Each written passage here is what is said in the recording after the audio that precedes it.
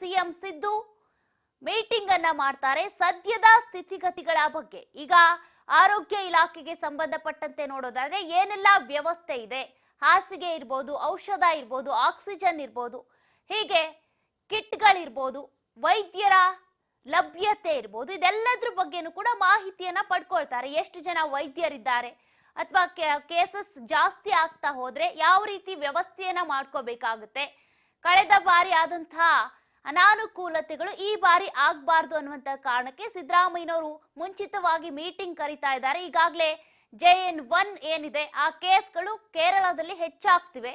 ಅದರಲ್ಲೂ ಕೂಡ ನಮ್ಮ ದೇಶದಲ್ಲಿ ನೋಡೋದಾದ್ರೆ ಕರ್ನಾಟಕದಲ್ಲಿ ಈ ಕೇಸ್ಗಳು ಹೆಚ್ಚಾಗ್ತಾ ಇರೋದು. ಹಾಗಾಗಿ ಈಗ ಕರ್ನಾಟಕ ಸರ್ಕಾರ ಎಚ್ಚೆತ್ಕೊಂಡಿದೆ.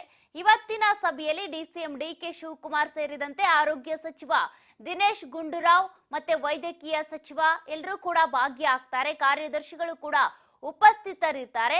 ಸದ್ಯಕ್ಕೆ ರಾಜ್ಯದ ಪರಿಸ್ಥಿತಿ ಹೇಗಿದೆ, ವೈದ್ಯರ ಲಭ್ಯತೆ ಇರ್ಬೋದು, ಆಕ್ಸಿಜನ್ಗಳ ಲಭ್ಯತೆ ಇರ್ಬೋದು, ಅದೇ ರೀತಿಯಾಗಿ ಬೆಡ್ಗಳಿರ್ಬೋದು, ಔಷಧೋಪಚಾರ ಎಲ್ಲವೂ ಕೂಡ ಎಷ್ಟು ಲಭ್ಯತೆ ಇದೆ, ಇನ್ನು ಎಷ್ಟು ಬೇಕಾಗುತ್ತೆ, PPE ಕಿಟ್ಗಳಿರ್ಬೋದು, ಎಲ್ಲದಕ್ಕೂ ಕೂಡ ಇವತ್ತು ಮಾಹಿತಿಯನ್ನ ಪಡ್ಕೊಳ್ತಾರೆ ಸಿಎಂ ಸಿದ್ದರಾಮಯ್ಯ.